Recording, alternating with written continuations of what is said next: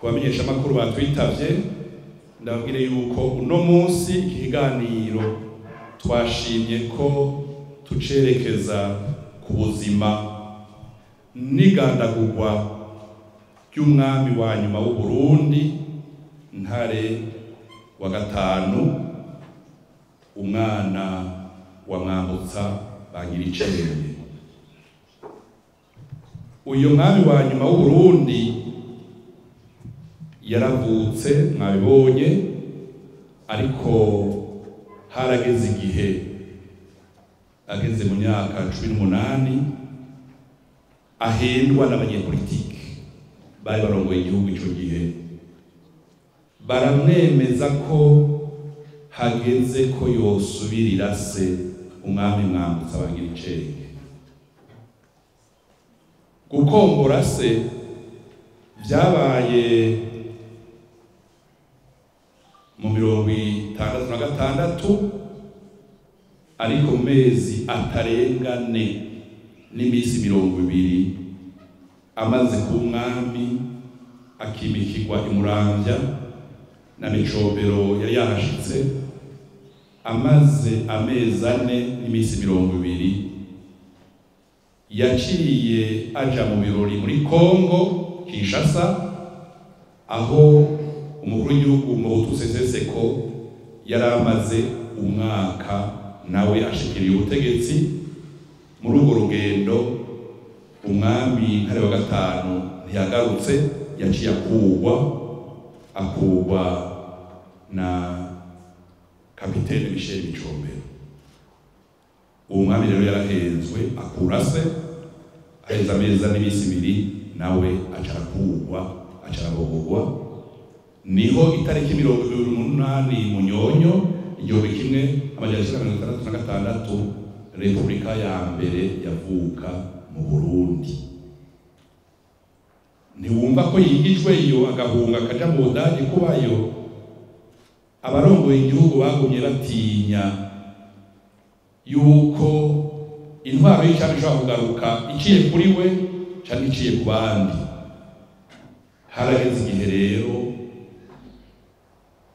Repubulika ya mbere yiyumvira ingene yomukura Buraya ikamutahana mu gihugu. Yarabikoze ikoresheje mushikiranganje Sibananiye Rutemo yagiye kenshi mu Bubiligi kumuhendahenda ngo atahe, gushikaho bishika akagaruka muri Afrika, agashika muri Uganda.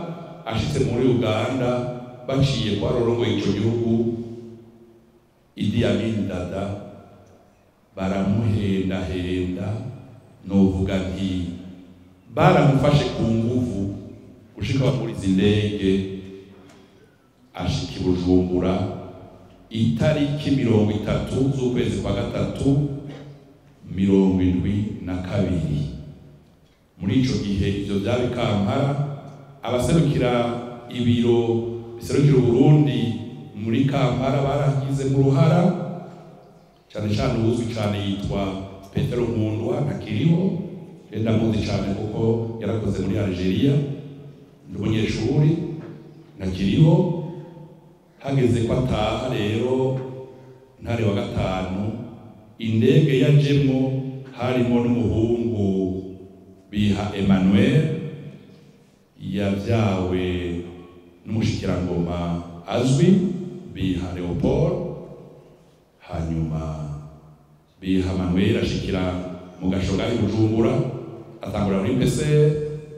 Ntare wa gatanu bamudugana Igitega mu ngoro y'umwami muzi ya Igitega n'ubikiriho, inzu y'amatafari yumye ikomeye, niho yafungiwe icamaso.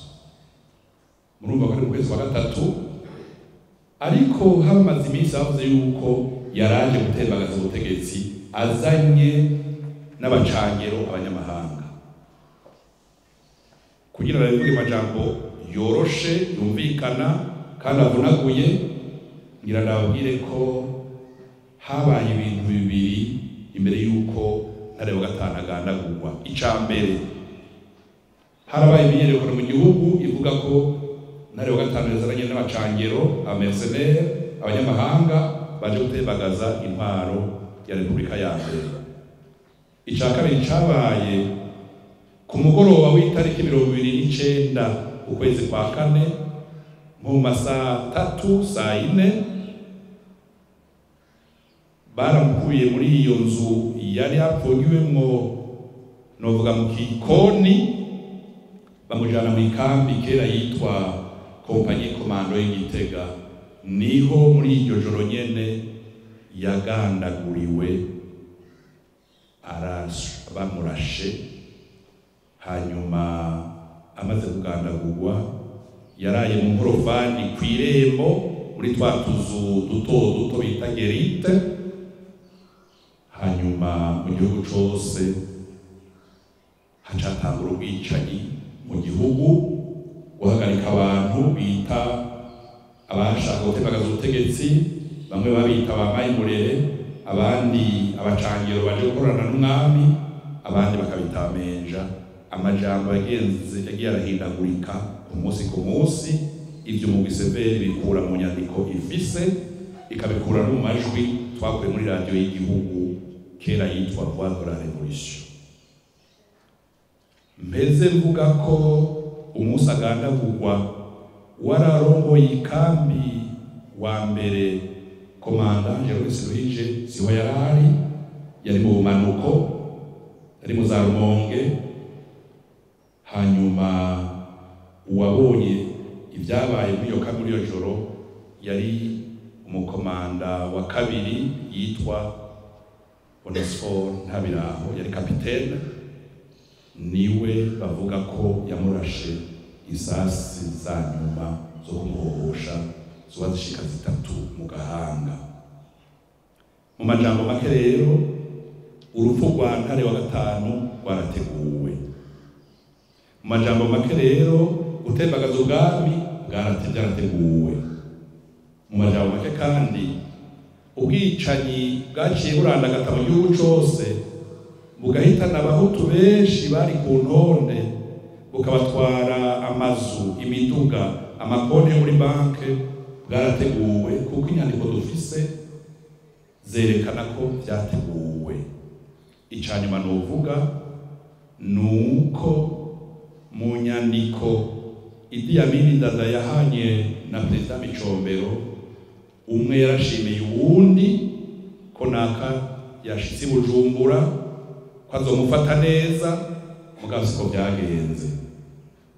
Uwundi yiswe ko agize ubwoba ko akamufata nabi, baramuhendahenda, baramurungikira urwandiko, mugabo siko byagenze. Iki kiganiro rero c'umugwi severe tugitanguye uno munsi twemerera abarundi ko tuzogira n'ibindi biganiro bitanga umuco ku byo tumaze gutora, kuko abarundi benshi bakiri bato ibi dutora ntavyo bazi. Hanyuma igihugu cinjiye mu bwicanyi, inzego z'igihugu zikanuma, ubwicanyi bukamara imyaka 2-3, bisigura ko buba bwateguwe. Bamenyesha amakuru dushaka kubafasha mumenye ko igihugu caciye mu ngorane zidasanzwe, kandi izo ngorane zavutse kubera ubutegetsi bubi. Kuko umutegetsi ukingira abarundi baba mu gihugu kumwe, baba baganwa, baba Batutsi, baba Bahutu, baba Batwa, ku buryo bumwe. Aho niho nogeza nongera nshimika mvuga nti kwica kugandagura umwami Ntare wa gatanu byarateguwe. Ubwicanyi mu gihugu cose bwarateguwe.